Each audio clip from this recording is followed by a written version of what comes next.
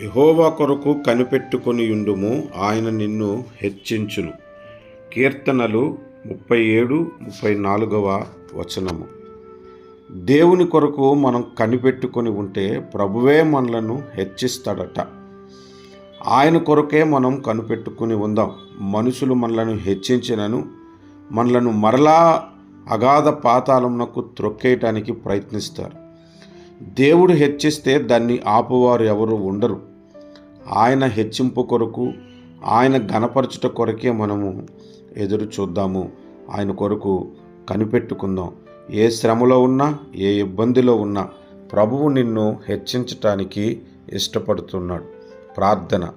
పరలోకమందున్న మా తండ్రి, ప్రియమైన నా ప్రియ ప్రభువా, నీకు స్తోత్రాలు స్తుతులు చెల్లిస్తూ ఉన్నాము.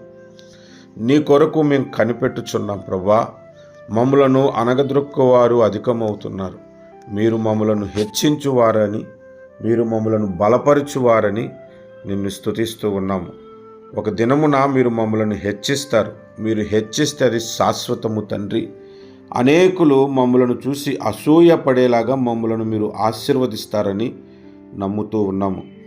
ఈ సంవత్సరము ఆఖరి దినములలో మేము ఉన్నాము ప్రభువా. మమ్ములను జ్ఞాపకమును చేసుకొని మమ్ములను మీరు హెచ్చించండి, మమ్ములను మీరు బలపరచండి.